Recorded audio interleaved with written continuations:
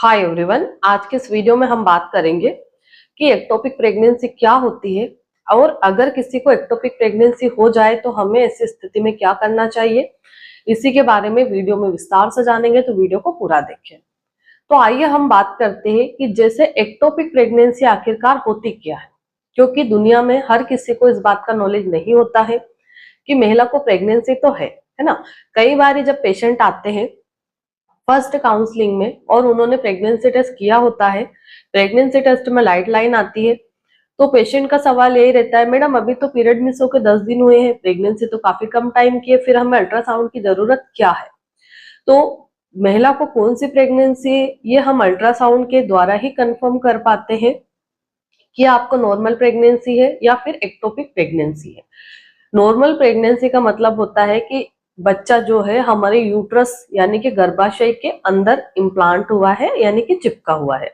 तो वो normal pregnancy हो गई आपकी। और अगर अल्ट्रासाउंड कराने पे यूट्रस में बच्चा नहीं दिखाई दे रहा है, प्रेगनेंसी गर्भाशय में नहीं दिख रही है,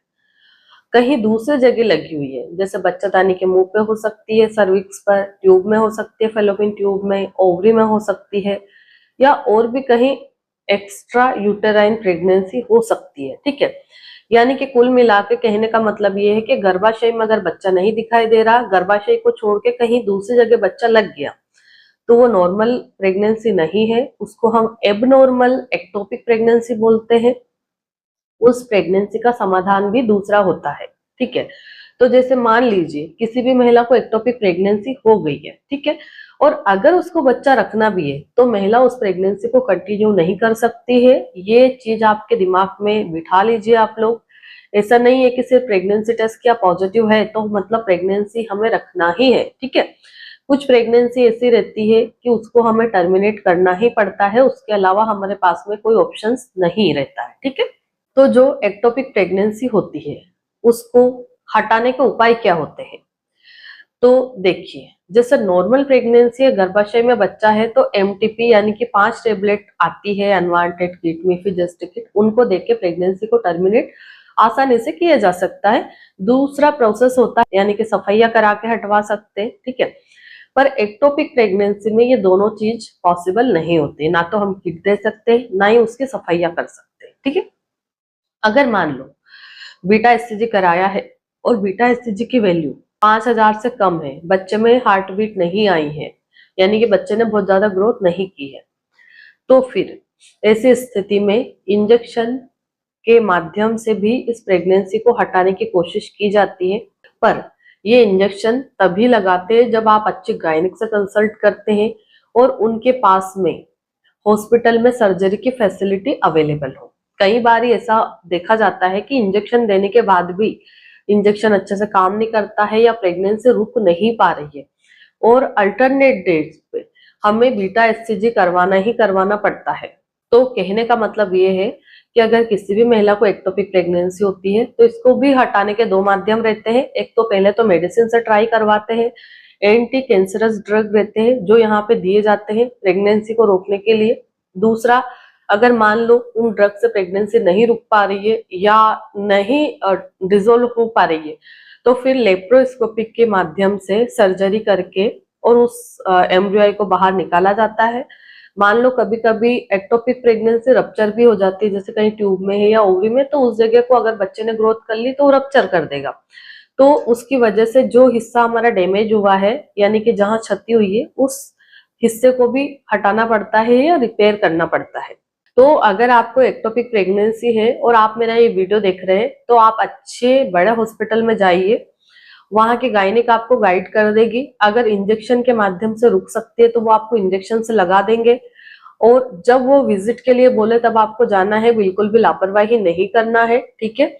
और उनके पास में सर्जरी की फैसिलिटी भी अवेलेबल होना चाहिए, क्योंकि ये वेरी इमरजेंसी सिचुएशन रहती है। अगर मान लो आपके बच्चे की ग्रोथ नहीं रुक पा रही है, प्रेगनेंसी नहीं हट पा रही है और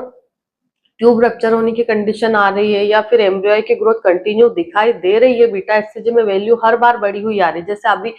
1000 आया, दूसरे दिन 1500 आया या 2000 आ रहा है ना, तो फिर ऐसे में इंजेक्शन के भरोसे नहीं बैठा जा सकता है, फिर यहाँ दूरबीन के माध्यम से उस प्रेगनेंसी को टर्मिनेट किया जाता है। अब हम बात करें कि जो एक्टोपिक प्रेगनेंसी होती है उसके सिम्टम्स क्या होते हैं या क्या लक्षण दिखाई देते हैं, तो हम थोड़ा सतर्क हो जाए। तो सबसे पहला लक्षण तो होता है कि जैसे आपका पीरियड मिस हो गया, पीरियड मिस होने के बाद में आपने प्रेगनेंसी टेस्ट किया, तो उस प्रेगनेंसी टेस्ट में हमेशा लाइट लाइन आती है, एक लाइन तो डार्क आती है, दूसरी लाइट आती है। जैसे फॉर एग्जाम्पल कि अभी आपका पीरियड 20 तारीख को आना था, आपने पीरियड मिस होने के 5 दिन बाद यानी कि 24 या 25 तारीख को टेस्ट किया, तो उसमें भी एक लाइन डार्क दूसरी लाइट है, जिसको कि हम वीकली पॉजिटिव बोलते हैं। वीकली पॉजिटिव का मतलब है कि अभी प्रेगनेंसी आपके कम टाइम की है, 25 तारीख को टेस्ट किया, फिर हमने बोला पेशेंट को कि 4 से 5 दिन और इंतजार करो और फिर दोबारा प्रेगनेंसी टेस्ट करो। अगर आपने दोबारा प्रेगनेंसी टेस्ट 30 तारीख को किया यानी कि 5 दिन बाद, और या पीरियड मिस होने के 10वें दिन पे, अगर उसमें भी सेम टू सेम रिजल्ट आ रहा, ज्यादा कोई इंप्रूवमेंट नहीं दिख रहा है, अगर नॉर्मल प्रेगनेंसी रहती है तो 3 दिन के बाद हम टेस्ट करते हैं तो उसमें लाइनें बराबर डार्क आ जाती है, या पहले टेस्ट के कंपैरिजन में दूसरे टेस्ट में काफी ज्यादा इंप्रूवमेंट हमें देखने को मिलता है। पर 5 दिन पहले और 5 दिन बाद अगर सेम टू सेम रिजल्ट है, ज्यादा कोई खास अंतर नहीं दिख रहा है, तो फिर काफी हद तक संभावना है कि आपको एक्टोपिक प्रेगनेंसी हो गई है। इसके बाद में दूसरा लक्षण होता है कि पेट के निचले हिस्से में एक तरफ कंटिन्यू पेन होना, लेफ्ट में या राइट में। जैसे एक पेन होता है सेंटर में जो हम पेंटी पहनते हैं, अगर उस एरिया में पेन है तो कोई घबराने की बात नहीं है, पर अगर उससे थोड़ा ऊपर है कमर की तरफ और वो एक फिक्स जगह पे पेन है, दर्द हो रहा है, खिंचाव हो रहा है, सुई चुभने जैसा लग रहा है, दर्द पीछे तक जा रहा है, जैसे कई बार आपने फील किया होगा कि किडनी स्टोन जो पथरी का दर्द रहता है, उस दर्द से इसकी फ्रीक्वेंसी तेज रहती है और ये कंटिन्यू होता है, जगह बदल बदल के नहीं होता है। जैसे फॉर एग्जाम्पल कि ये हमारी यूट्रस है, ठीक है, और ये हमारी फैलोपियन ट्यूब है। अगर आपको एक इस पर्टिकुलर हिस्से में कंटिन्यू दर्द है, वो दर्द यहाँ से यहाँ नहीं जा रहा, यहाँ नहीं जा रहा, फिक्स एक जगह दर्द है यहाँ पर,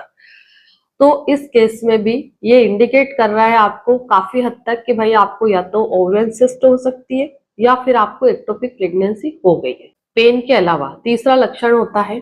कि पेशेंट को एबनॉर्मल ब्लीडिंग होना, जैसे कभी तो स्पॉटिंग हो गई, कभी अचानक से तेज ब्लीडिंग, ब्लड क्लॉट आ गए, फिर रुक गई, फिर चालू हो गई, अपनी ही मर्जी से बिना कुछ करे ब्लीडिंग हो रही है,